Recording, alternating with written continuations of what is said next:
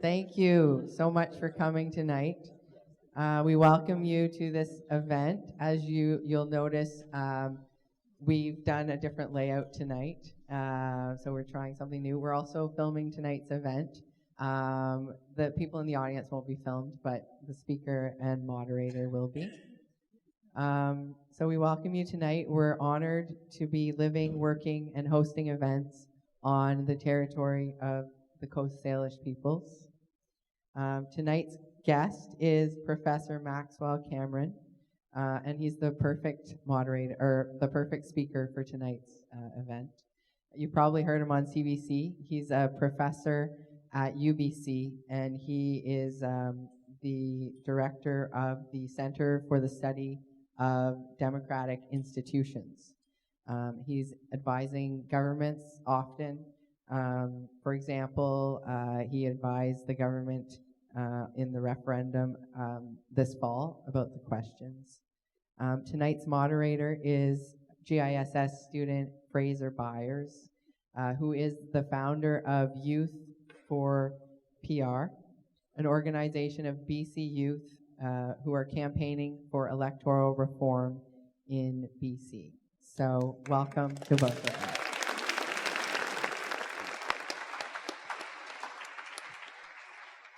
All right, can everybody hear me? Good, sweet. Well, it's awesome to have a different perspective on the crowd this evening. Usually I'm kind of down there doing what Julian's doing tonight as microphone runner. But no, I'm up here tonight. So I think we're going to get right into it, and I'm going to ask Max, why does it matter what electoral system we have, and, why should we actually care about the referendum happening later this year in BC? Well, thank you, Fraser, and thank you to the forum and, for the invitation to be here, and to all of you for coming and showing your interest in this, I think, incredibly important topic. I guess the first thing I'd say is that there's no consensus that there's any one electoral system that's best for all jurisdictions. The truth of the matter is that there are a wide range of electoral systems, and they vary in all sorts of interesting and significant ways. But this is not a question that can be answered by so-called experts. It's ultimately a political decision for all of us to take. And so I think that this is really an opportunity that we have in the province to have a really deep and meaningful conversation about the kind of democracy that we want to live in. And I think the choice before us, whether to stay with our current first-past-the-post electoral system or move to some form of proportional representation, and within that, if we do change, to pick the type of PR system that we want to adopt. I think that's it's a consequential decision. I would say that you can both overstate and understate the significance of the choice. It's consequential in the sense that choosing our electoral system is choosing the rules that govern how we choose the people who make the rules. And so it has a kind of quasi-constitutional quality. On the other hand, many of the things that both the advocates and detractors of different electoral systems claim often don't actually happen. So many of the benefits that we might expect from PR, we're probably not going to see fulfilled as much as we might like. Just to take an example, many people claim that turnout goes up under PR, and yet when New Zealand adopted PR, turnout did not go up. So we can't make clear, hard and fast predictions about what changes in the electoral system will do. On the other hand, as I said, these are potentially important rules, and I think that the conversation that we really should be having is, what kind of democracy do we want? And I suspect that behind the different viewpoints on whether to adopt proportional representation or stick with our current system, there are really a couple of quite different visions of what democracy is all about. One of the things that I've tried to do over the course of the last few months in having many conversations with people about whether they support electoral reform or not, I think I've begun to develop a bit of an ear for why people like the current first-past-the-post system. And the way I would frame it is this. I'd say people who like the current system tend to think that we should have elections, and these elections should be pretty decisive. At the end of election night, we should know who the government is that's going to govern us for the next 4 years. And that party should then form government and be able to carry out its agenda over the course of the subsequent years. And at the end of it, we, the voters, can make a decision whether they fulfilled their promises or not. And if we decide, we can throw the bums out, or we might decide we like what they've done and we keep them in. So I think that's the kind of tenor of the thinking that supports people who like the current majoritarian electoral system. It's about mandates and it's about clear accountability. And I think those are really important values. I think there's a lot to be said for that perspective. But people who are more critical of this system will first of all start by saying, hang on, the electoral system doesn't seem fair when you get majority governments based on less than a majority of the popular vote. And I feel like my vote is wasted if I've voted for somebody who hasn't gotten elected and my vote hasn't contributed to representation of the party that I believe in the legislature. And so this the skewedness, the lack of proportionality is unfair. And then on top of that unfairness is the fact that because first past the post gives us majority governments, we tend to see majorities that govern as if the opposition really was inconsequential. And indeed, the opposition has very little role for the most part. It's pretty disappointing to be in the opposition in a legislature like ours. And so the people who advocate for proportional representation look around the world and they say, well, you know, look at how legislatures work where you have PR. Because parties can't form majorities, false majorities, as easily, they tend to have to work together. And politicians learn to compromise, they learn to negotiate, and they often create coalitions that can be fairly robust, and that's a good thing. So those are two very different views of democracy. So I think that really the choice for us as citizens is to reflect on which of those visions of democracy do we like. Do we want mandates and accountability, stable majority governments, or do we want a system that is fairer and that encourages and perhaps induces a more cooperative, collaborative approach to politics in the legislature? I believe that, you know, if I could vote, I'd also think that my vote would be wasted, but yeah, not quite yet. I think for the next question, I want your perspective on. Yeah, okay, that's much better. Do you believe that changing to a system of PR would change our perspective on politicians and politics in general? Because at least from my point of view, as a young person looking up to these people as role models, you know, it's almost, you know, disgusting what we see in the legislature, you know, between under the words that are said between the parties and the way that it is done. So yeah, what do you think on that? Yeah, that's a really good question. There's a lot of cynicism toward politicians and mistrust of politicians. And there's a tendency, I think, in our public to think that politicians are in it for themselves. They're not doing a good job of representing us well. And I think that's really unfortunate because politics is a noble calling. Who goes into office serves the public interest. And most of the people, I think, who run for public life are people who genuinely want to serve the public. They have an interest in advancing a cause. They want to represent a particular group or constituents. They want to achieve something. They want to make a difference, protect something that's of value or promote something that's of value. And I don't think that in our society we do enough to value politics and the work of politicians. I wonder, for example, you know, somebody like Fraser, it was great to see Fraser. I was at a symposium on proportional representation back in February, and it was just terrific to see Fraser come in. And a number of other young people who really found the issue of proportional representation was something that they cared about and were interested in.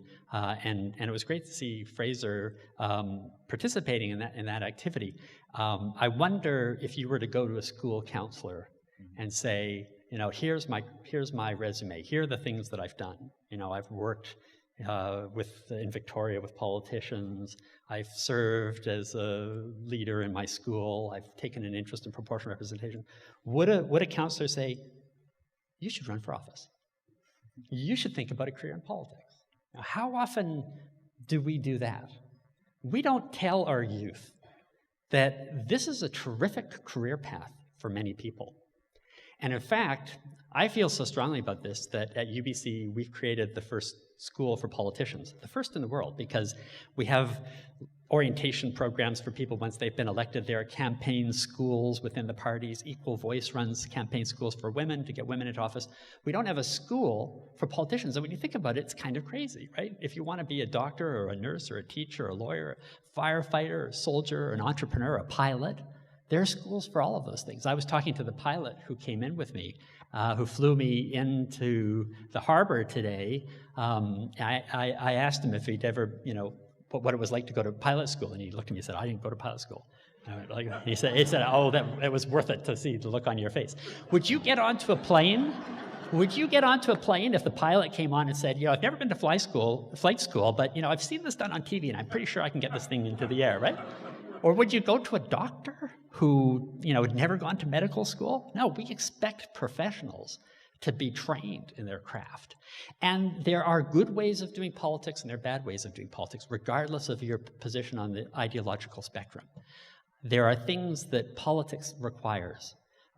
The ability to listen carefully, the ability to find common ground and negotiate compromises, an understanding of the political process, an understanding of what it means to represent, an understanding of lawmaking. These are things that are actually not 100% intuitive.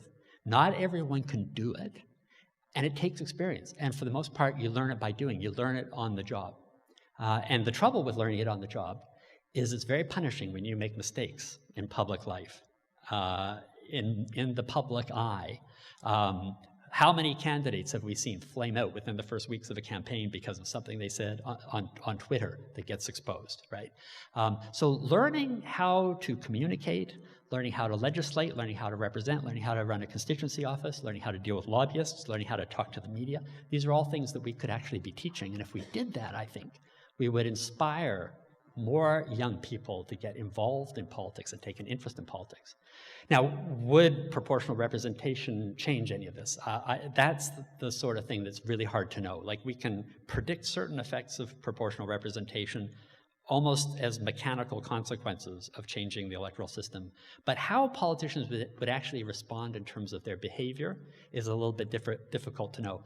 But I talked to one politician who said to me, if I get up in the morning and I sit down at breakfast and I argue with my husband all day long, that's not a good way to lead a life, and you're not going to get very far. And people look at politicians and they think that's what they're doing.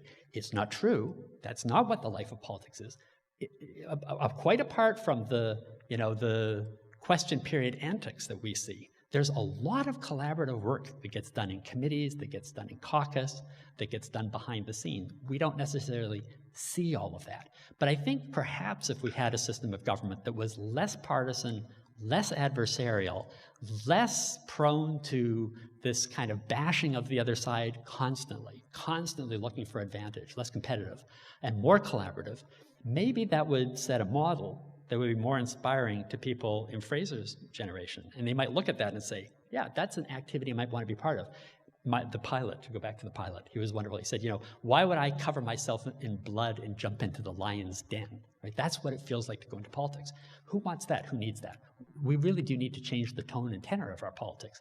Electoral reform may be an important reform that we can undertake, but there are, of course, lots of other ways that we could go about trying to bring about those changes. Yeah. Awesome. So a few years ago, BC elected its first minority government in about 63 years, I think. And whether you like it or not, it's still standing today.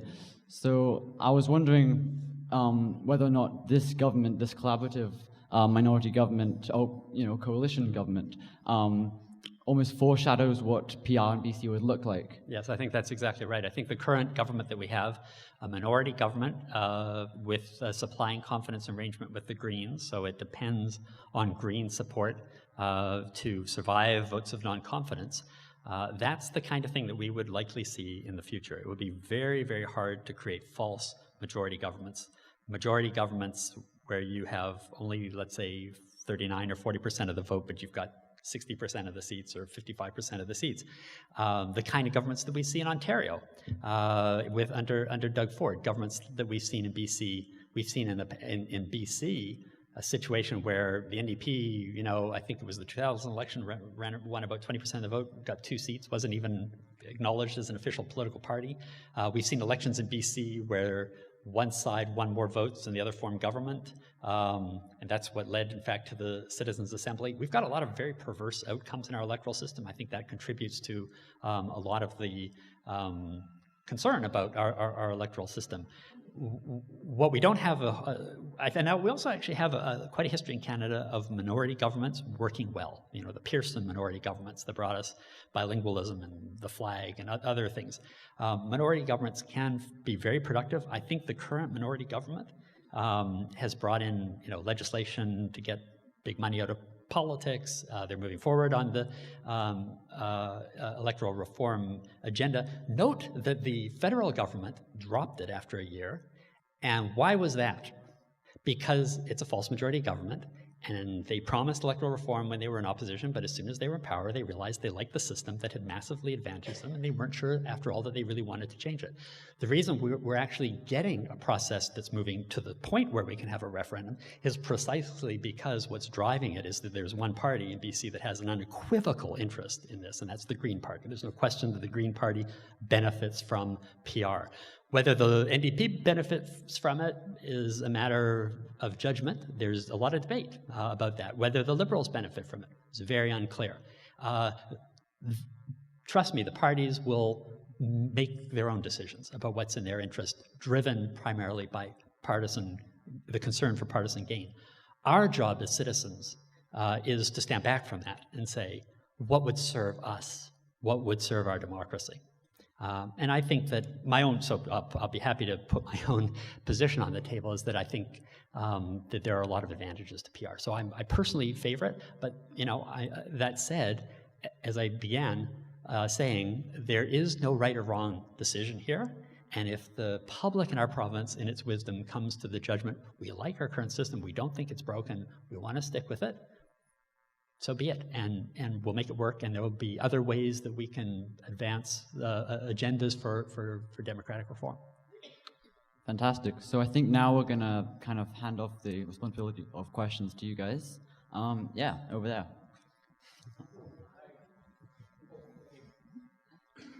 As an aspiring politician still, I just wanted to say that your remarks about the value of politicians in our society were so incredibly astute, Max. But I wanted to challenge and I'm an advocate. I was the former critic, and this 50% threshold provincially gives British Columbia the best chance it's ever had to actually change the voting system in British Columbia. But I wanted to challenge the notion that PR brings instability in governments. I know that in some countries, depending on countries that have more purely proportional systems and allow the election of teeny tiny, there's a 5% threshold in this referendum to even qualify for that proportionality mechanism. But the notion of policy lurch, and we see it playing out in Ontario. We saw it play out in 2001 when the NDP were decimated. You referred to that, the 2 seats. And so while I think it can be argued definitely that majority governments under first past the post, they're more stable during the term. But if a government is defeated in between terms, you can have a complete 180 in terms of public policy. So I would challenge this notion of stability and just wondered about your comments on that. Yeah, thank you for that. I think you're right that there's a tendency to think or to conflate majority governments, or I would call them false majority governments, with political stability. The reality is that the countries that we are most similar to in Europe, countries like Sweden and Finland, and or looking at subnational units like Scotland, or you think about New Zealand, Australia, which has PR in the upper house but not in the lower house. There are lots of countries around the world that have proportional representation that are actually very stable. In fact, if you look at the rankings of the strongest democracies in the world, 8 of the top 10 are PR. Only Canada and Australia are not PR. 16 of the top 20. The United States didn't make it into the top 20 in the last counting, interestingly, are PR systems. These systems are actually very stable. They work very well. One of the reasons why they're stable is because there are powerful incentives under proportional representation for parties to learn to work together and to move to the center. The coalitions that are formed within the legislature to create government almost invariably center on what political scientists refer to as the median legislator, the average legislator. They go toward the center. And even parties that are on the fringes tend to feel the pressure to move to the center, unlike in our system, which actually polarizes it. It produces two-party systems, and those two parties tend to compete in a more polarizing way. And so what you get is, over time in PR systems, robust coalitions that advance a policy agenda that's coherent and sustained, so you can govern for the long term, ironically, right? So here we say these systems seem unstable, they form governments after elections, and it's this complicated process of bargaining. It all looks very unstable to us because we're not used to that. But the reality is, you look at the robustness of the welfare states in Europe, and you look at the capacity that they have to engineer a shift away from fossil fuels, and you look at other policy areas, they're actually doing very well in terms of picking a direction and sticking with it, whereas we get this, you use the word lurch, back and forth, and that actually is a kind of instability in terms of policy that I think can be quite costly to our society. And the final point I guess I would make is that it is true that there are forms of PR that do encourage the fragmentation of political parties. None of those are on the ballot, right? So if you imagine a pure PR system, which is kind of the system that they have in Israel or the Netherlands, right, where you would say, let's suppose we turn BC into a single electoral district. There are now no longer ridings anywhere. It's just one big electoral district, and we allocate votes proportionally, and we'll set the threshold at, let's say, 3%. That would be an invitation to fragmentation. That would be an invitation to the proliferation of small parties. That's not what's on the ballot. What's on the what we have is a choice between staying with first past the post, so we could go that direction. There's pure PR over here. What's actually being offered is right down the middle. We're being offered a compromise. All of those systems are actually compromise systems. They're hybrid systems that actually keep first past the post. We're actually not going to lose first past the post. We're going to have it in each of these systems, but we're going to supplement it with different ways of creating proportionality. So, frankly, I think that the systems that are on the ballot, and the government has received some criticism for this, right? Why did you choose these confusing systems that haven't been tested and haven't been tried anywhere else? Well, why would we adopt electoral systems that we've seen in other parts of the world are not right for us? Why wouldn't we go with the kinds of systems that are being invented or encouraged or developed that kind of address some of the things that we might not want in pure PR, and that might fit these systems to our own unique geography and our own unique political culture?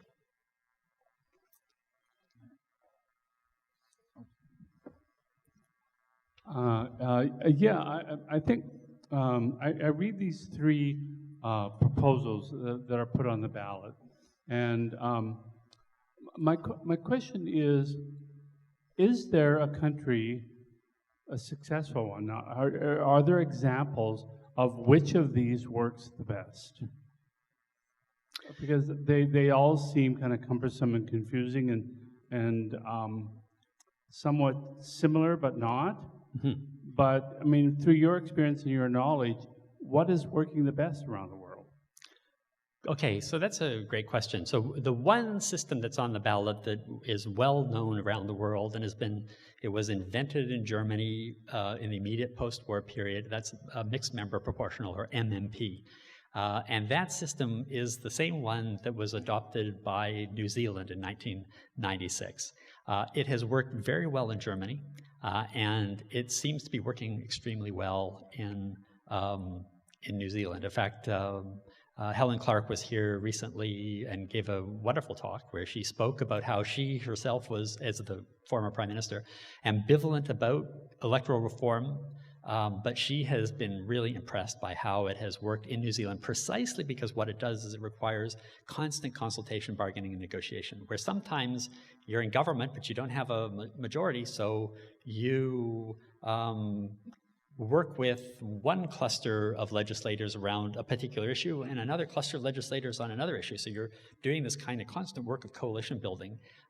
Sometimes you're in a minority, sometimes you're a majority. If you look at Scotland's another country that's adopted MMP, they've had minority governments that have been successful, and then some of those minority governments, or at least one, has been so successful that they were given an earned majority, and then now they're back to a minority government situation. But people are pretty happy with it. So this is a system that I think we can say it's worked in Germany, it works in New Zealand, Scotland, other places.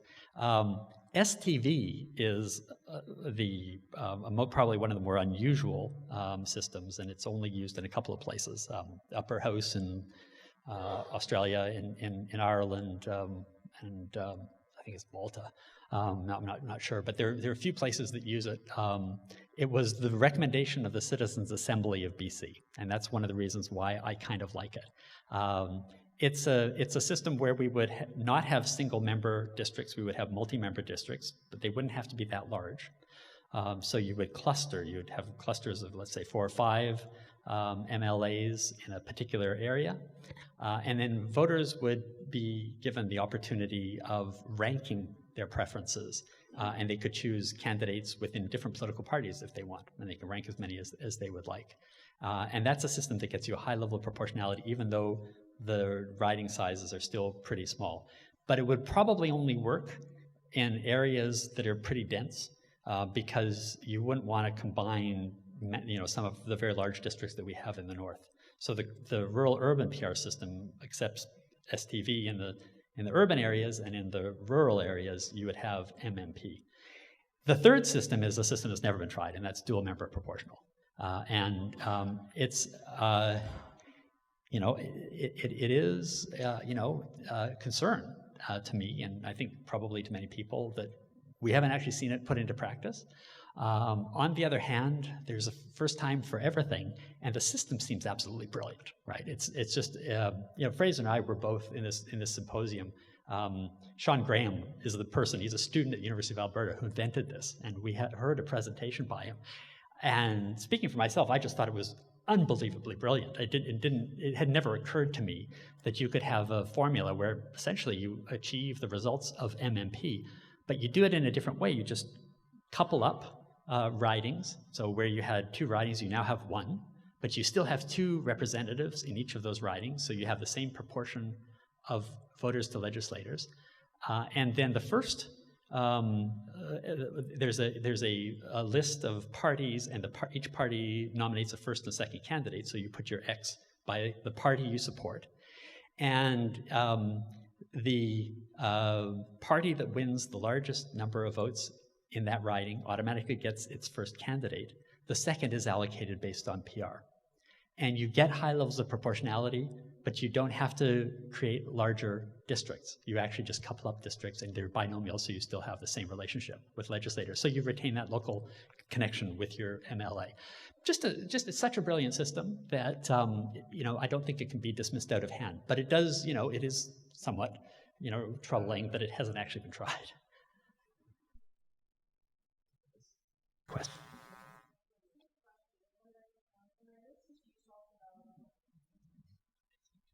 When I listen to you talk about proportional representation systems, what I hear is something that as a woman appeals to me a lot more than the form of politics I see now. And certainly from my study of gender in my life, I see those characteristics as being more common, more related to the feminine rather than the masculine. So my question to you is, in systems that have PR, do you see a greater participation of women in politics? And do you predict that that might be an outcome? Yes, you do. You see more women in politics, and the tone and tenor of politics changes in ways that are conducive to women's involvement. I think we have a real problem in our politics, which is that it is not an appealing career for women for many reasons. Part of it is the highly adversarial quality. Part of it is that you're living in a fishbowl where everyone who, as Carol Taylor says, everyone who you ever dated, everyone who you ever had a business dealing with, everyone who you ever had lunch with, they come under scrutiny. And you can be criticized in just absolutely terrible ways in public in front of your own family. And for many women, that is just not appealing. And we are very bad in Canada in terms of representation of women, less bad in the BC legislature than federally. But, we could be doing a whole lot better in terms of getting women into politics. And PR does facilitate, that empirically it's the case, that there are more women in politics in PR systems. I also would go back to the School for Legislators that we've created, and I have to confirm your intuitions in this respect. It is notable how many women seem to be more comfortable with a style of leadership that is not about me being out front and my team has to get behind me and support me. It's more about how do we build a team together and how do we work together so that everybody looks good. And that sort of more collaborative disposition, I've seen that play out again and again in the kind of simulations that we do. Helen Clark said, the kind of, egotistical blowhards that you sometimes get in politics do not do well under the kind of system that they have in New Zealand. It is just not a system that rewards that kind of behavior, the kind of behavior that we're seeing with Doug Ford in Ontario. And I'm not speaking to whether his decisions are right or wrong. I'm just saying the kind of approach, the style approach that he's taken to politics, which is, I've got a majority, I can do what I want. That style is much less likely to occur, I think, under a PR system. So there is more diversity. There's not only more diversity of women, there's more diversity of other minorities. MMP is often referred to by the Maori in New Zealand as more Maori in Parliament. They've done a great job of getting much better representation of the Maori peoples in their legislature. One really interesting dilemma for us to think about is one of the ways that you can get more diversity in PR systems is by having party lists that are constructed in such a way that women and minorities are at the top. So how do you do that most easily? You do it with political parties that say, we want more women in politics, we want more minorities, we're going to put them at the top of the list, and then let voters vote on the list, not on the candidates. That's called the closed list. Now, most of us like open lists because it's more democratic. We would like to be the ones to go through and cherry pick the legislators, the specific legislators that we like. But if you do that, the truth of the matter is, if you leave it up to us, we tend to elect affluent white men and then affluent white women. And we don't do a great job as voters electing minorities, and under, low-income people and so forth. So we actually have a bit of a dilemma here around, do we want open or closed lists if we go to MMP? I think my sense is that it'd be hard to sell the closed list to our voters, but we will, as a consequence of that, lose the opportunity maybe to move forward more quickly on diversity. So perhaps we need to think about other ways of promoting diversity. Yeah, and I'd just like to know one thing is, within the last election in British Columbia, I think only just a little bit over half of eligible youth actually voted. And perhaps this is a little bit off topic because it's about voter turnout. But in countries that use PR, it's youth are 14% more likely to come out and vote. Right. So it's not just about the gender difference, but also age as well. It vastly improves. Absolutely. Yeah.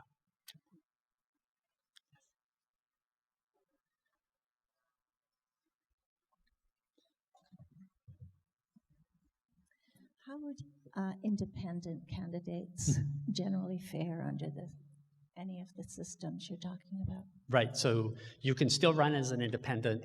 In dual member proportional, for example, you could run as an independent. That would not be a problem. You would just be, you'd be listed as an independent. It's not clear to me under MMP, you would certainly be able to run as an independent for the district vote, but the party vote would probably not have a space for independence. Though I'm not 100%. I should say there's a lot that we don't know about what these systems would actually look like.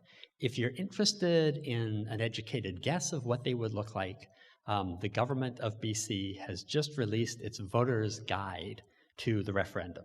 And I would urge you all to go and spend, it'll take you half an hour to read it. And it's really kind of all you need to know to vote in the referendum. And so you'll get some mock ballots, what ballots might look like. You'll get information about how the ridings might be changed. Nobody can give us specific maps of what the province would look like or tell us exactly what the ballots would look like, because a lot of those details are going to have to be worked out. And the details, there are a lot of devils in those details. And that'll be worked out subsequently if this thing passes by an all-party committee, which will also work in tandem with Elections BC, which would need to work out things like what the electoral districts are.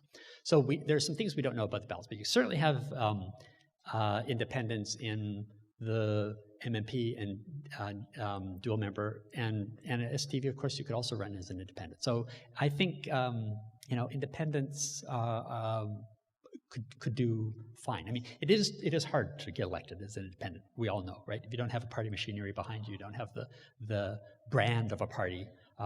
Individual candidates, unless they're extremely well known, don't tend to do well. But there's nothing to preclude independents from running in the system, in any of these systems. We have one of the difficulties. We are losing the youth in our voting systems, and I'm wondering if one of the PR systems actually encourages youth. If you see that in other jurisdictions, more youth participation. Yeah, as Fraser said, definitely there's a difference.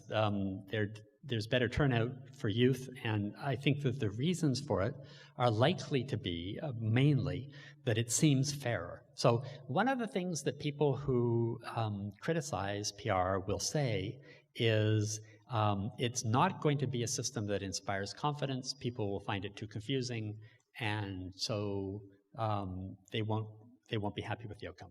And there's really no evidence for that. In PR systems, there's greater confidence in elections and a greater, on average, likelihood that voters will support the political system under PR. And I think that the primary reason for that, and I think this would just apply to youth as anyone else, is that the result seems fair, right? You get 30% of the vote, you get 30% of the seats. It seems pretty intuitive. Now, the math that goes into figuring out how to allocate those PR seats truly is, complicated. But I find it complicated figuring out how to work my VCR, and voting is going to be no more complicated than that. And many of you drove here, and how many of you know how the internal combustion engine works? But you can still drive a car, right? So I don't think that the complexities of the vote allocation formulas are necessarily things that ordinary voters need to focus on. What we need to focus on as voters is, what are the likely effects of any of these systems? And would they be good or bad for our democracy? Would they inspire people to be more engaged? Would politicians behave differently? Would governments be formed differently? Are we comfortable with how that would happen? If we are, embrace it. If we aren't, then avoid it.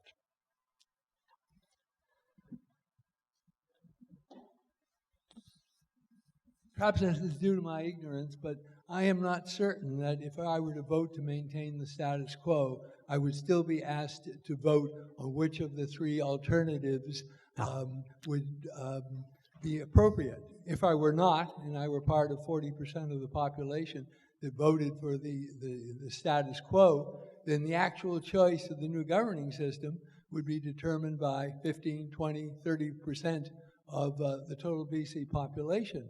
And I'm not quite sure how that relates to democratic governance.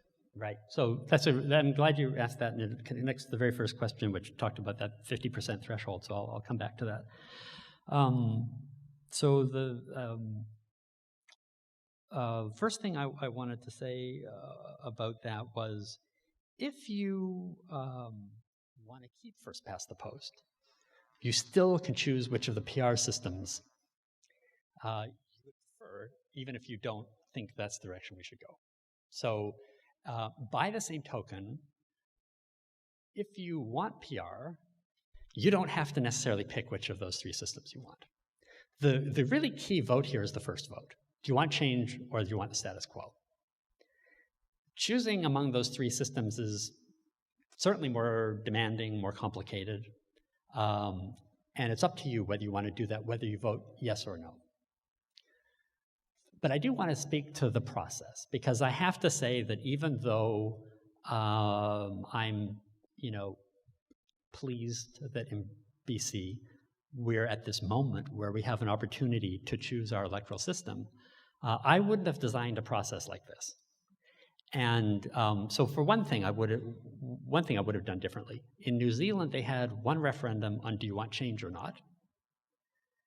And then they designed an alternative system and put it to a referendum, right? Now that's a different way of doing things. And it took a number of electoral cycles, and it took many years. But they got a result that they're clearly happy with. And I think in some ways, the way that our system, the process that we've designed, actually reflects the first past the post character of our government. Why do I say that? I say that because under first past the post, there's a tendency to think, okay, I'm in government, so I have a mandate. I promise something, I'm going to deliver it. I don't really need to talk to anybody else. I don't really need to consult with anybody else. I'm going to drive this thing forward. And so you design a process that you're comfortable with. It's as if it's not important to get buy-in from the Liberal Party, for example. We need buy-in from the Liberal Party if this thing is going to be adopted. And there's no reason why, it was the Liberals under Campbell who introduced the Citizens' Assembly. There's a long tradition within the Liberal Party of wanting electoral change. There are good reasons to wonder whether electoral reform is going to be such a great thing for the NDP. This doesn't have to be an entirely partisan issue. Obviously the parties will stake out their partisan positions and they will go for it. But we could have designed a process that would have taken the issue out of the hands of politicians, at least in the first instance. Design a process of really meaningful public engagement and public deliberation. It could be with a citizens' assembly, or it could have been with a deliberative poll, or it could have been with a number of other democratic innovations that we have at our disposal to gauge public interest. Get the public on board, and then when you've got a public interest in the issue, right, then that can drive the process. This is a process that's been designed by and for politicians. And we're kind of being told, well, we get to choose which of the systems we want. But there's a lot of confusion out there about what are the systems and what the consequences are. And I feel a little bit bad for the public of BC that we've been put in this position where, we're literally within a month of the ballots going out, and there are an awful lot of people who they don't just not know what the options are, they don't even know there's a referendum going on. And so what happens if we get a turnout that is very low? And, it's a very close result.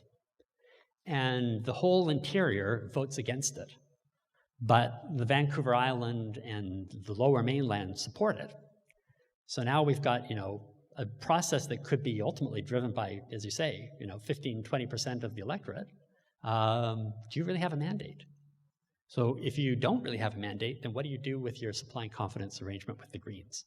I think the government could be setting itself up for a kind of complicated situation they may not have anticipated. Politicians routinely underestimate the importance of this stuff and the complexity of it, and the need to design careful, meaningful processes of deliberation. I am glad that they did their survey at the outset, and it was mentioned that I was one of the academic advisors who, participated in sort of reviewing that survey and helping them to make sure it was a good survey. But I would have liked that to have been followed by some kind of more inclusive process of public engagement where the public actually would have input into what's on the ballot. That said, I like what's on the ballot. I think that what the Attorney General has done in terms of choosing those systems was done in a very conscientious way.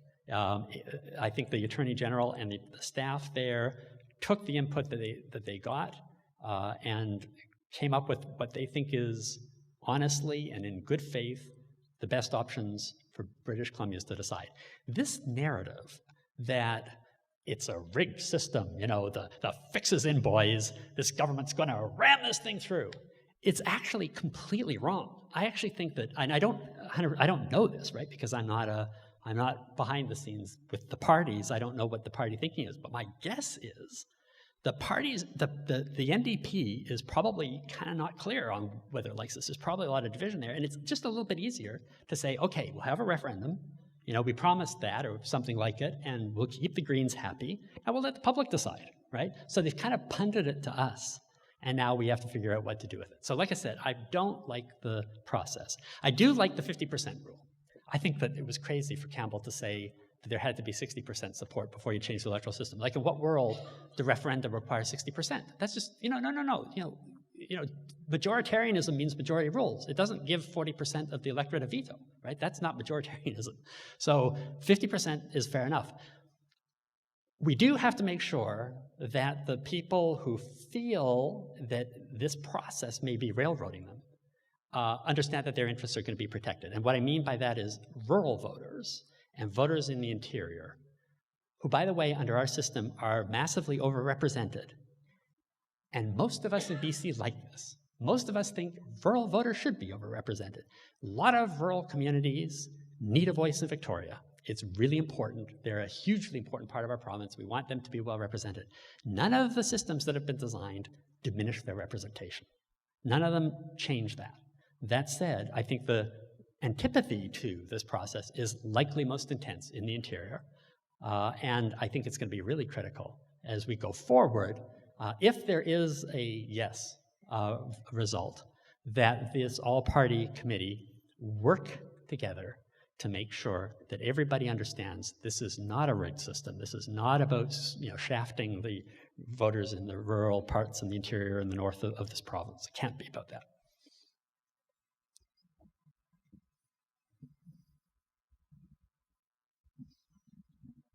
Good evening. I'm going to try to build a little bit on the question that this lady at the end, and it's more of an academic question because I see you from UBC as an academic. Fair enough. We today vote as much for a party as we do for the individual, and sometimes we vote for the party, even though we don't think the individual is as qualified as we'd like that man or woman to be. So my question really is, would we have more democracy? Would we have legislative bodies that are more able to do work and compromise if we did away with political parties? That's a great question. There have been proposals. Von Lyon wrote a book called Power Shift a few years ago that actually made the case. Let's just get rid of parties. And let's have community organizations and build legislatures out of grassroots community organizations. I'm not sure I'm doing him justice with that, but my recollection was something along those lines. I am a political scientist, and I think parties matter, parties are important, and I think democracy is unthinkable without parties. I like political parties. I think parties are critical, and I think you don't get a well-functioning democracy without parties. Not only that, I think parties need to be fairly disciplined. They're teams. They go to the electorate with a mandate, or with seeking a mandate with a program. They're elected to carry that out. I don't see how our system or anything like our system could work in the absence of political parties. But that said, the issue of partisanship, I think, is a really important question, and I think that there are reasons to believe that you can be both too partisan or not partisan enough. And this actually brings me to the topic of the book that I've just finished on political institutions and practical wisdom. The idea of practical wisdom is, how do we know what the right thing is to do in a given situation, and to do it in the right way and at the right time and for the right reasons? So a lot of the ethical decisions that we make as practitioners require judgment. If you're a doctor and you're prescribing medicine to a patient, you want to know a bit about the patient. Is the patient someone who's likely to actually take the medicine? Under what circumstances would they take the medicine? How do you make sure you get them on a program that's going to work for them? If you're a teacher and you've got students coming to you and they're saying, I can't submit a paper on time, do you say, well, I've got a set of rules and they're clear on the syllabus and I'm going to penalize you and take grades off if you submit your paper late? Or do you say, maybe this person is struggling with anxiety, depression, problems in their family. Maybe this is an opportunity for a conversation. Maybe it took some courage for the student to come and ask for an extension. Let's find out what's going on before we jump to a conclusion. So those kinds of judgments that we make as practitioners all the time are judgments that politicians make as well. And one of the things politicians have to decide is their relationship with their political party. If you are so partisan that you cannot hear the other side's arguments and you can't make compromises and find common ground, I think you've taken partisanship too far. And I think you're hurting our political process. And I think we should punish politicians like that, we the voters. Because the only way that we can stop that is if we stop voting for those people. On the other hand, if you can't take your own side in an argument, you don't really know where you stand, you can't be a team player, maybe politics isn't the arena for you, because it is a team sport, and you are working as a team to get a mandate to actually govern. And if everybody goes off in separate directions, you're not going to have an effective government. So you need a certain amount of partisanship. I think the issue is then to find a balance. How do we find a balance between being not too partisan and not too little partisan? And so I'd keep political parties, but I do think in our country, on average, we need to tone down the partisanship a little bit. But that starts with us, and it requires us to engage in the political process in a meaningful and thoughtful way, holding politicians accountable, calling them out when they're too partisan, but also we have to tone down our own. Like, I don't think our public, I actually believe that the public is very centrist, very moderate. Most of us are not at each other's throats in the way in which we see the parties being, but there is a shift in our culture due to social media, I think, in which we're becoming more averse to deep and meaningful conversations and more likely to attack each other and criticize each other and hector each other. I think that's something that we also have to watch as a civil society. Okay, so picking up on that very point, you said that with PR we might be less likely to have obnoxiously arrogant leaders like Ford and Trump. There's a related phenomenon, which is the spread and influence of pernicious misinformation, fake news, stupid analysis, bad data, all that stuff. Could you speak to that apparent trend and our vulnerability to it with electoral systems? Yeah, so, just take Doug Ford. So, Doug Ford won the last election with around 40% of the vote, but he's got a majority of seats in the legislature. So he feels that he's got a mandate to do what he wants to do. And in this case, it means drastically reducing the number of seats on city council in Toronto, even over the objections of the courts. So that, I think, is a good example of how governments they look around, they look at the legislature, and they look at how many seats they've got, and they see that they have a clear path to do what they want to do. They don't feel that they need to consult with anybody or to bring anybody else on board, even though the reality is they're governing for their base. And I think that's a bit of a problem. The fake news issue is it's a really fascinating one to me. And for many years, I've been thinking about this issue. There's a term that I think John Oliver first used of truthiness, which is the truth, what feels right in your gut, even though you don't feel you need evidence for it. I think there's a bit of a trend in our society toward truthiness, to believing what our gut tells us without necessarily being willing to expose ourselves to other points of view, listening to the arguments that other people are making, which is why I think it's important in something like this debate on electoral reform that we have a meaningful conversation in which we actually listen to each other, right? So I really do want to hear from people who think first past the post, is a good system. We've had it since Confederation. It's part of our political culture. It's what we know, and it may have flaws, all systems do, but we should stick with it. Like, I think it's important to understand where those arguments come from, and at the end of the day, it could very well be that there's a better system in some ideal world, but we live in the world of concrete reality. We live in a particular political culture. We have to work together as a political community to get things done, and you know, if we change the electoral system without having the public fully on board, that's actually worse than sticking with a bad electoral system. So really, I think we need, the way to fight fake news is for us to be having more of these kinds of conversations, for there to be more engagement of civil society, more interest in politics. But that also has to, I think that there's a role for our public institutions to play in this. So universities, you know, it worries me that people in universities, you talk to scientists, right, are reluctant to speak out in public because they think that if they do that, that they will lose credibility. There are a lot of scientists who think, they may work on climate change. If I speak up I advocate for a particular policy because I think that that's the right policy given my area of expertise, people will look at me not as an expert, but now as somebody with an agenda. And I'm very uncomfortable with that because as a scientist, I want to speak from the perspective of expertise. It turns out that what some of the research into this has shown is that, as a matter of fact, the public appreciates it when scientists speak out. The public will sometimes not appreciate it when scientists speak out against policies that they directly support. So, it's true. You can generate antibodies in the public if you speak on things in ways that people disagree with.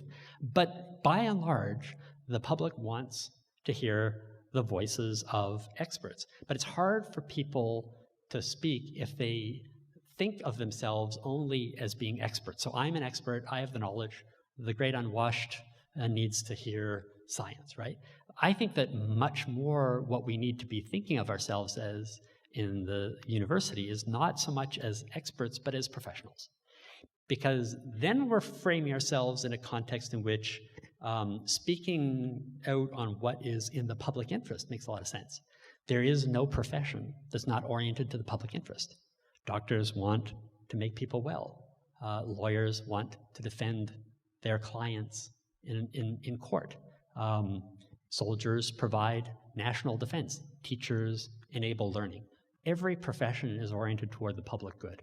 And I think that in our culture, we've become too obsessed with interests and rights, and not enough with goods. And goods are things that everybody who's a professional actually cares about.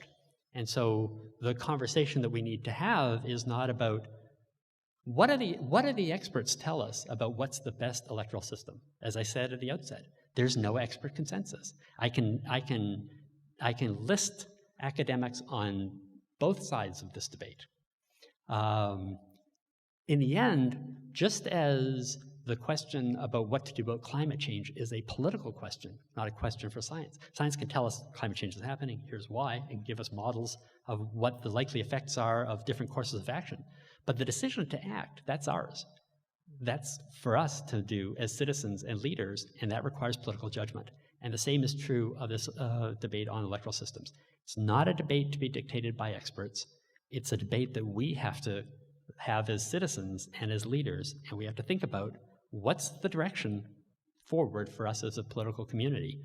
What's the best thing for all of us, for ourselves and for our community? And that is the essence of the idea of practical wisdom. I think that's what we need in this debate. Yeah. So. I'm here first. Okay. Hello. I'm interested in hearing a little bit more about your experience with New Zealand. I'm fortunate that I've been there many times. I've actually been there 7 times because I have relatives there. And I think one of the things that's amazing about their system is they produced a prime minister who just produced a baby, which is quite a unique thing for Western democracy. Yeah. Specifically, is it not correct that the First Nations Maoris have guaranteed seats? I believe that's right. Yeah. And secondly, do they use an open or a closed system? Oh, good question. I don't know. Closed list system, right? Do you think it's closed? No, I thought it was open, but I wanted to clarify. And the last thing is, one of the things I know in neighboring Australia is they have a very chaotic time with their prime ministers often being ousted.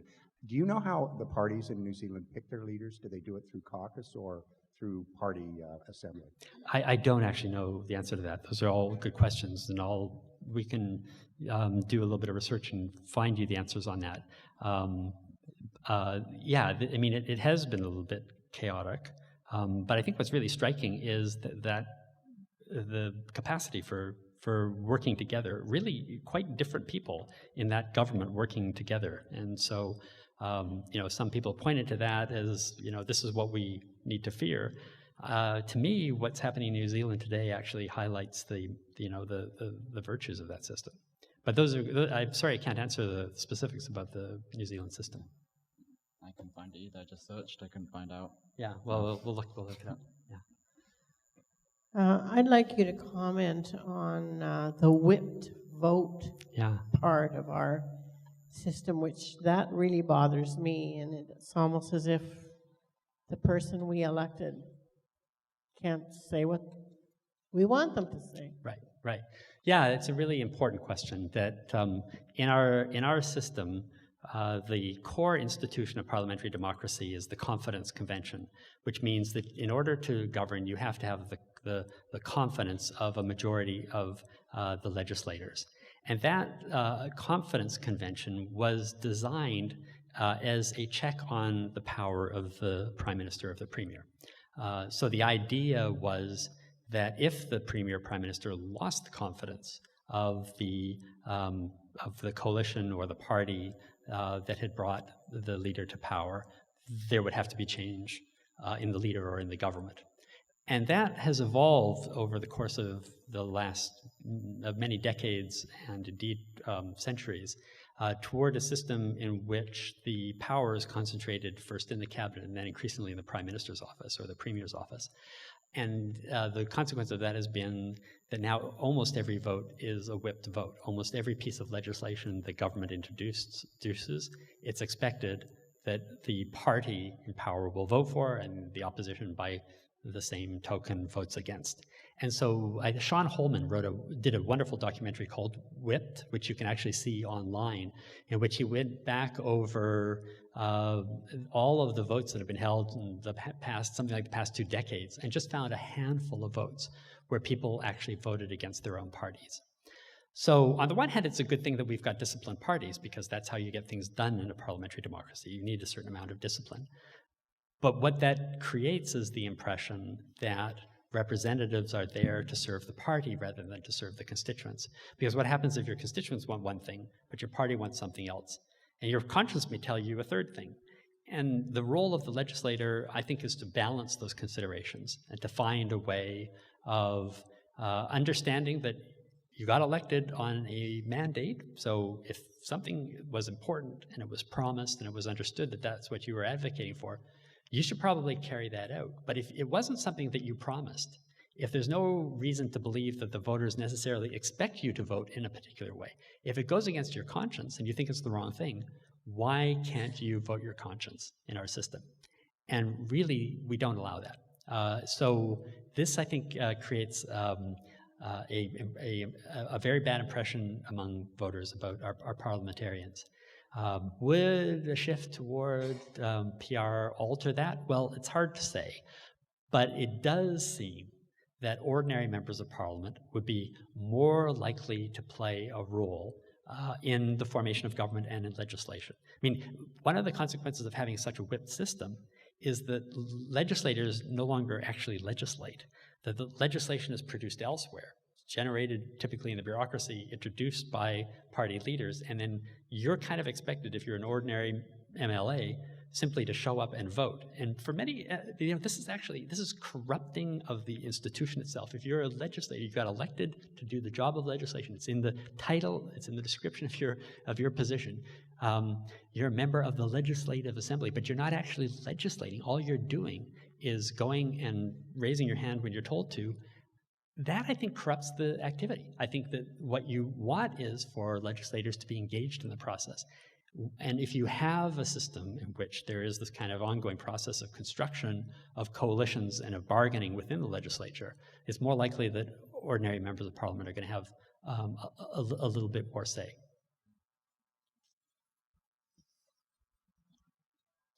So I kind of thought that I was sure that I was really for PR. And then recently I started thinking, I'm not sure about this. So coming back to some stuff you said earlier about the parties we have in the mainstream parties we have in Canada sort of polarizing each other. I'm not sure if that may be true, but I'm not sure that I really see that myself, because it seems that whenever any party gets into power, it moves more towards the center. It gets more like the previous party. It seems like the Liberals have moved a little bit more toward the Conservatives. And so there's that factor. And so that creates a kind of centrism no matter who's in power, a kind of playing to the majority in the country. Yeah. Once you're in power, no matter what you're campaigning on. So there's that. And then when I think about proportional representation, I think about Europe, although you are saying that countries that are most stable in the world use the PR system, I'm wondering how really up-to-date that information is, or how it might get skewed in the next few years because of the rise of populism.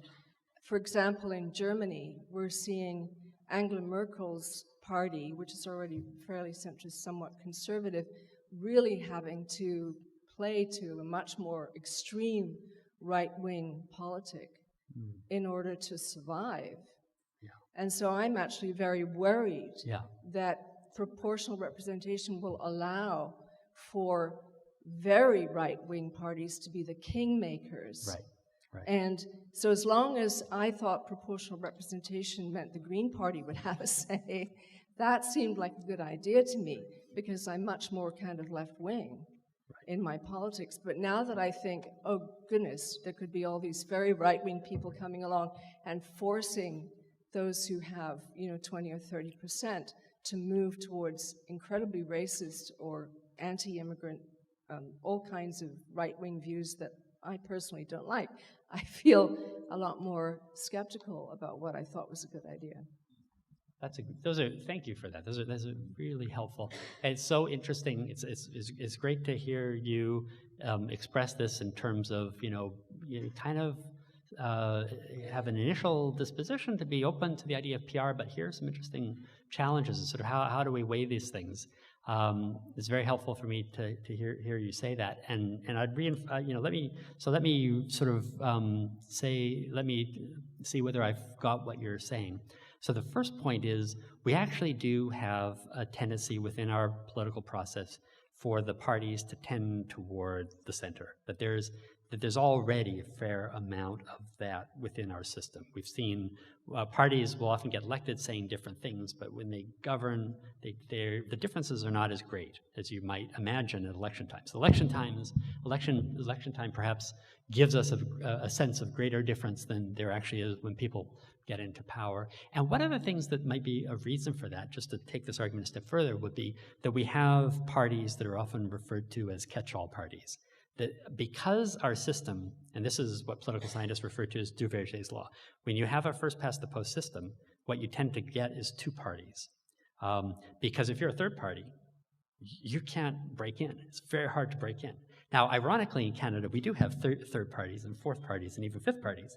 So we're a bit of an anomaly in the sense that we've got a fair amount of these smaller parties in otherwise a system that is primarily liberal versus conservative, at least at the federal level. In BC, it's NDP versus liberal. So what that does is it creates these political parties that become catch-all parties. So if you want influence, let's say you're a little bit to the right of the Conservative Party, where do you go? You get into the Conservative Party and try to push them toward your viewpoint. And there are going to be a lot of people inside the Conservative Party who can be pushing back. You don't typically see what Maxime Bernier has just done, which is create a new political party. That's a bit unusual to see that happen. And so that sets off, I think, for me, some alarm bells, because it does sound a bit like what's going on in Europe. So let's go to that second point then about extremism. And would PR open the door to extremism? So it is very clear that there is a rise of right-wing extremism going on in Europe today. And it's also clear that in electoral systems that are open to new political parties, like PR tends to be, they are getting representation. They're getting better representation. And the big fear is exactly the one that you mentioned. It's not just that you might get representation, but they might actually have a kind of blackmail power over the larger parties. That because they can be the kingmaker or the queenmaker, they have disproportionate influence over the outcome in terms of the formation of government and government policy. And is that something that we should be worried about? Well, one thing that I would say about that is that if we look at the rise of right-wing extremism in Europe, I think we see at least three quite different things going on. One is the rise of populism. And populism in Hungary, in Poland. Also, we see that in the United States, right? I don't really like calling Trump a populist, but I mean, there's something there.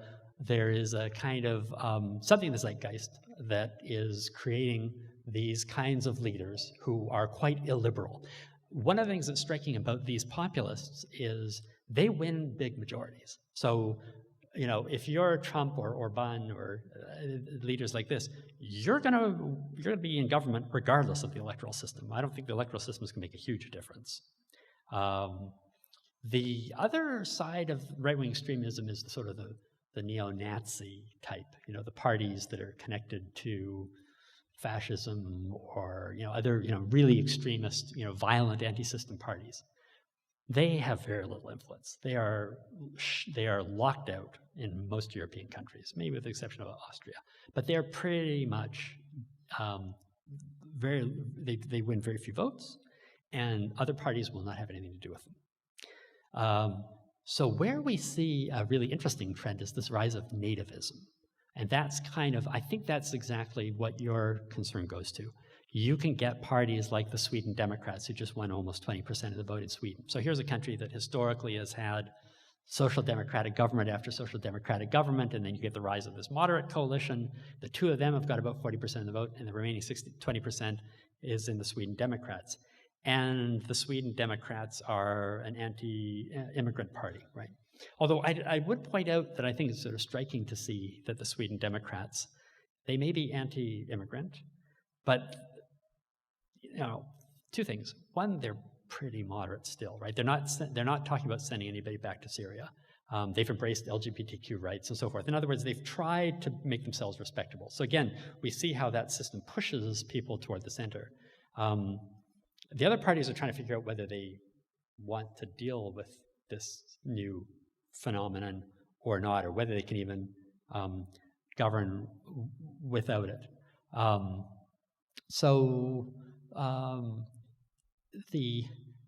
But the second point I would make about Europe is Sweden, I think, took in something like 300,000 Syrian refugees. This is the country that has the most generous welfare state anywhere. I was over there recently in May. It's an amazing place. They have all of the social welfare policies that we have in Canada, but they're all seamlessly integrated. And the idea is it's a generous system. And I talked to my friends. I was advocating for our school of legislators in Finland and talking to people in Sweden about their politics. And they're concerned about the erosion of what they call the Nordic model. And I said to my colleagues, what is the Nordic model? What do you mean by that? And they said, the idea that democracy is one world. Everybody contributes, everybody benefits. It's really something I like. I really think that we should be thinking about democracy in those terms, not in terms of what's competitive elections and we slug it out and whoever's left standing gets to govern. It's actually this idea that we are building a world in which we find common ground. Now, how do you find common ground in the country that has the world's most generous welfare system when you admit a huge number of immigrants? I'm not saying they shouldn't have admitted those immigrants. I think it's incredibly generous that they did, but it doesn't surprise me that there's a fifth of the electorate that's saying, hang on, we're worried about losing our system. We're seeing rising inequality, people falling through the gaps, the rich pulling away, and now we're supposed to be the most generous country in Europe with regard to these admittedly very needy people, right? And it's a very conservative society. So this goes back to the point that I began with, which is that everything that the electoral system affects is also affected by lots of other things.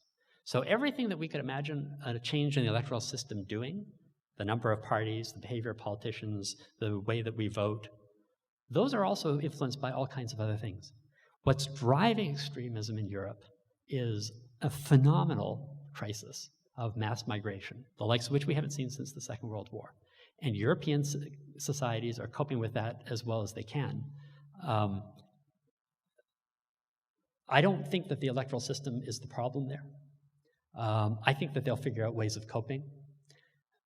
The question for us, though, is not that. The question is, could that happen here? Could we see the rise of nativist parties, anti-immigrant, xenophobic, intolerant parties, and would changing our electoral system unlock the door for them to get into the system? And my view on that is I kind of don't see it. I just don't think that's where we are.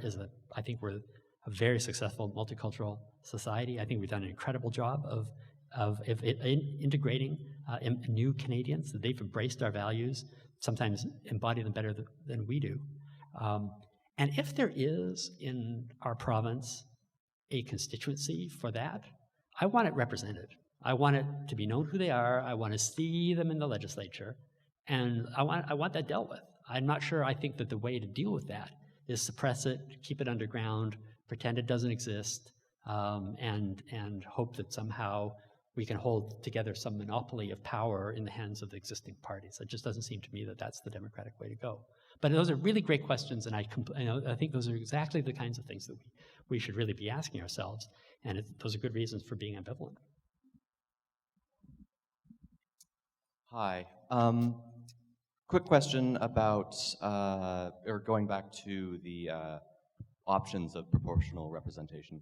I have my own opinion about which one I think is the correct one to go with, but I would like to ask what your personal opinion on, for example, I like STV, but I'm wondering which one you are hoping will, for example, win. Right. I could go one of four ways. One is just to say, yes, I want PR and just not weigh in on which of the systems, because I think they, I've said in the past, I think if you took a list of electoral systems and put it on the wall and threw a dart at it, you'd get better than what we have. So I think that changing from our system would be a good thing, regardless. In terms of each of those systems, I like STV mainly almost for kind of sentimental reasons, because it was what the Citizens Assembly recommended. We don't actually have it on the ballot. It's in there with MMP in the rural-urban system. And I'm a little ambivalent about the idea that you'd have the province operating under two separate electoral systems simultaneously. That kind of makes me nervous. So I think that's probably my least favorite option. The DMP, the dual member proportional, never been tried anywhere, but I believe that the West Coast should be the place where you experiment, you do things differently. We should set an example for the rest of the country. And if we go, then other provinces will start looking at electoral reform. But I think I'm probably, if the day I vote I'm in a conservative mood, I'll probably go with MMP, because it's the German system. It's worked in, New Zealand. It's worked in Scotland. Oh, Scotland has closed lists, by the way, but they have internal democracy to select the list. So that's another point, just another aside. So I guess I'm leaning toward probably MMP or just not filling out that part of the ballot. I haven't decided. How about you said STV? You said STV. Does that mean you'll vote for rural-urban PR? I can't vote yet. Okay. Doesn't matter. It's good that you're thinking. My question is about complication level and our option for democracy in our province. If I wanted for this question to fail, I would make it as complicated as it's been made. What's your opinion on that? If he wanted this to fail, he would make it as complicated as could be. And the Attorney General has chosen 3 complicated systems. So maybe, maybe they want this thing to fail, And it does go to this issue of, have they kind of decided, their heart's not really in it. And so they're saying, well, these are the kind of, if you ask the people, the community of people who study these things and care about them, what they think, they like these systems. So since we don't, in some sense, we're not really sure ourselves, let's throw that out and see what happens. That may very well be the spirit of the thing.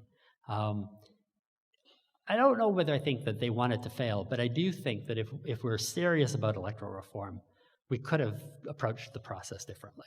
And I think probably starting with a referendum on, do we want, just the first question, and then putting in place a process of designing another one and then another referendum on that. And the reason I think that probably wasn't done was it's a minority parliament. We don't know how long it's going to last, right? So they've got they probably are thinking they've got a single kick at the can. That's just a speculation on my part.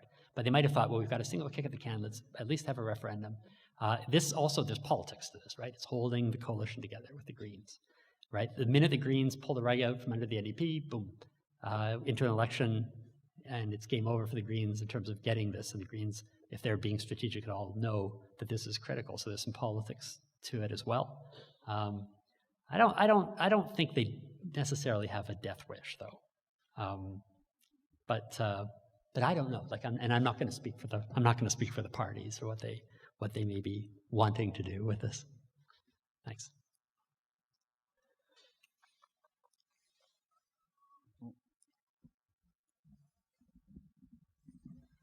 One of the things that has developed with our present system, I'm thinking nationally, but it happens at every level, is the heavy lobbying by big money and big business with the parties in power with the objective of controlling their behavior.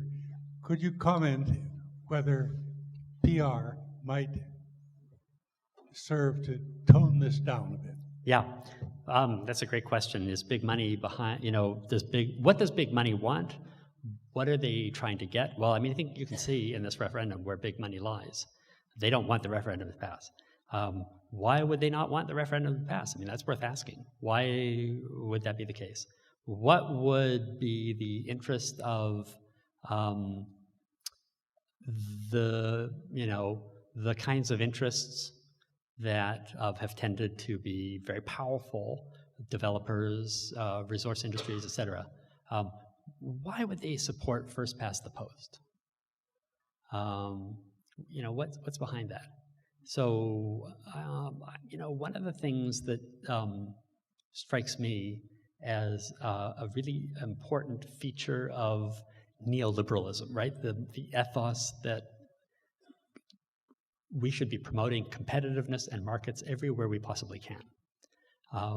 So we want free trade, we want deregulation, we want privatization, we want, as much as possible for government to let the private sector grow the economy unfettered by the heavy hand of government intervention.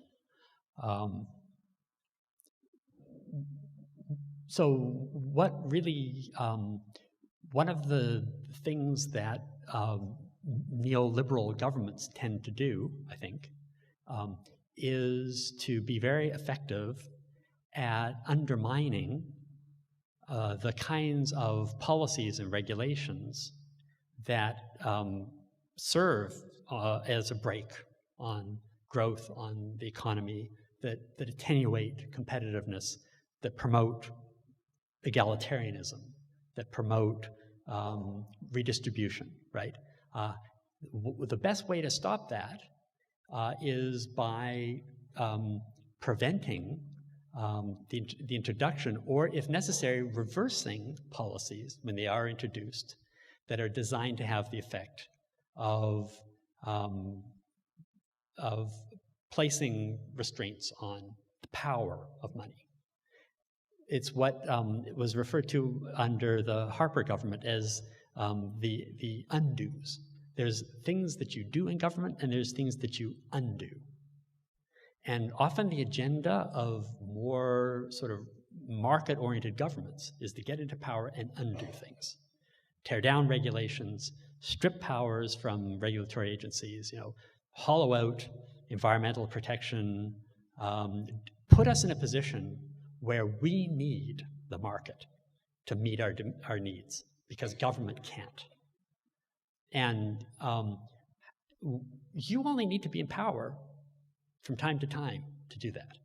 As long as you're in power once in a while, if you can come in and, eviscerate this public service and repeal regulations and, open up the doors to investment, then you can have another government come in and try to rebuild those things. Building up a welfare state is hard and it takes years. And building up a civil service that has the capacity to regulate business, right, takes years. Tearing it down takes days. I think that that's why big business likes first past the post. They dominate government in the province for the most part. The NDP, we're in a province where typically, we're much like Alberta in the sense that we do have a ruling party, and it's the Liberal Party. It's a free enterprise coalition. It's sort of it's the Liberals and the Conservatives, kind of what used to be the Socreds. They are typically the largest vote-winning party, and from time to time they stumble, and that's typically when the NDP comes into power. So for them, I think first past the post is a no-brainer. When I say for them, what I mean is for the interests that want the province to be dominated by business, right? Not all of the Liberal Party, because not all of the Liberal Party is like that, obviously, right? So within the Liberal Party, you've got a spectrum of different positions, and there are many people within the Liberal Party who I think would embrace and would be comfortable with PR and would be comfortable with governing in a very different kind of way. But I do think that if you sort of ask yourself what the business community wants, the big business community, I think first past the post probably is, for them, the most convenient system. All right, I think we have time for 2 more quick questions. My question is related to any example of a jurisdiction that may have chosen a proportional representation and then decided it didn't work and went back. Is it too new, and what would the likelihood of that be if there was a backlash? The only case I know of is France. France went to PR and went back very quickly shortly after in the 1980s. It's the only case I know. There's almost no movement from PR to first past the post. And even, people tell horror stories about, Italy and Israel and cases like that. There are no social movements there demanding first past the post. Although, Italy currently does have a mixed system, which has elements first past the post in it. If you were to look at democracies in the 19th century, the end of the 19th century, there were about 20 democracies in the world. They were all majoritarian. By the middle of the 20th century, most democracies were PR systems. And today there are about something like 66 PR systems around the world, and it's really only a handful that have first past the post. It's Canada, it's the United States, it's India, it's Jamaica, it's Australia. It's sort of the Commonwealth and North America. We're now a pretty small minority. And how did it happen? It's really quite interesting. In most European countries, PR was adopted at the time of the extension of the franchise. And what was going on there was that elites saw the rise of labor, and they thought, we don't want labor coming into office and having all the power. We better introduce proportional representation so that they are going to have to negotiate with us, and we will prevent what they feared was the dangers of a popular majoritarianism. And so it's not through referenda that the systems are changed. They're changed, for the most part, by consensus among elites. And it happens at the time of the extension of the franchise to men, or roughly thereafter. And so the trend, historically, is away from first past the post to majoritarian systems toward proportional representation systems. And today, when new democracies emerge and they adopt new electoral systems, typically they go for PR.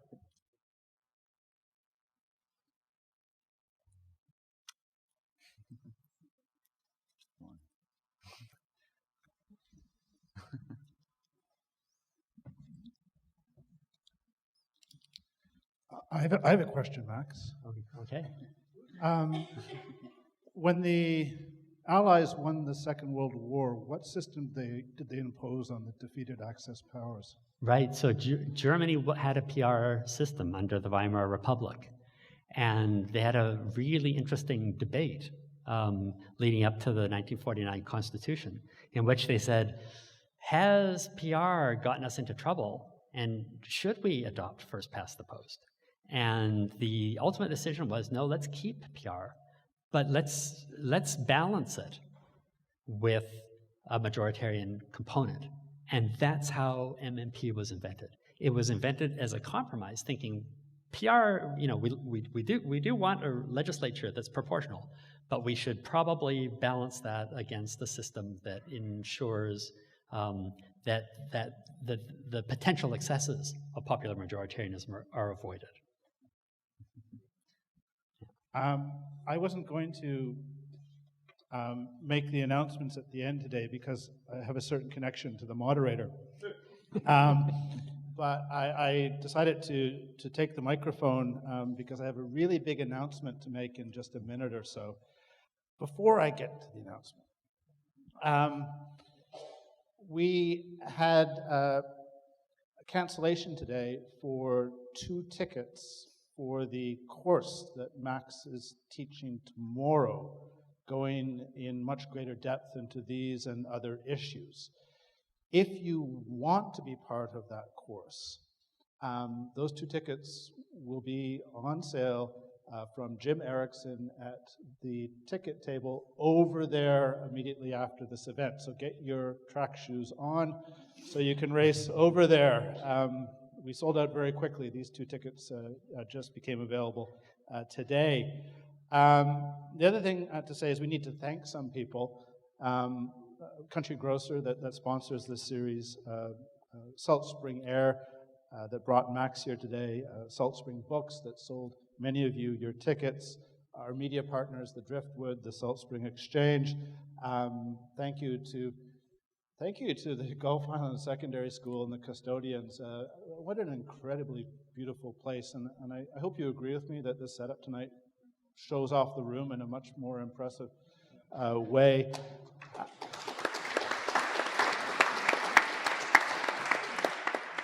Thank you to all of our volunteers. Thank you to our moderator. He's not the first high school student to moderate an evening Salt Spring Forum event, but Maddie Nash had pretty big shoes to fill, and thank you, Fraser, for filling them. Now, for the announcement. Thanks to our partnership with the Student Council here at the Gulf Island Secondary School, next Thursday, we are going to host an event in connection with the recent Federal Court of Appeal decision on the Trans Mountain Pipeline. We have the leader of the Tsleil-Waututh First Nation campaign team against the Trans Mountain Pipeline, Reuben George, coming here to the gymnasium next door next Thursday at 11:15 a.m. because we are going to put 900 students in that gymnasium with Reuben George and his son Cedar. This decision by the Federal Court of Appeal was one of the most historically important moments in not just Canadian environmental history, but also the relationship between the Crown and First Nations. Finding that there was a lack of meaningful consent and sending the most controversial resource project in the country, back to consultation. So we're going to celebrate Reuben George and his people. We're also going to raise a ton of money to help with their legal costs. This is a fundraiser. Now, we're not charging those 900 students any money whatsoever, so we need a lot of adults to come. There will be enough chairs, okay? And your ticket contribution will go to the Tsleil-Waututh First Nation to help with their legal costs, and we will also be accepting further donations at the door. But again, I cannot stress how lucky we feel at the Salt Spring Forum to have this historically important person, Reuben George, who happens to be the grandson of Chief Dan George, to actually come in and inspire 900 young people about this enormous victory for First Nations in Canada. And I think for those of us who care about the environment, a victory for all of us. So please come, please bring your friends, please bring your family. We want to put 1,200 people in that gym and just rock the place for Reuben George and all of the youth on this island. That's the big announcement. Further to that, tickets for that event are on sale now, over here at the side. Thank you very much. And finally, and last but not least, Max, I should come to your classes at UBC. You're awesome.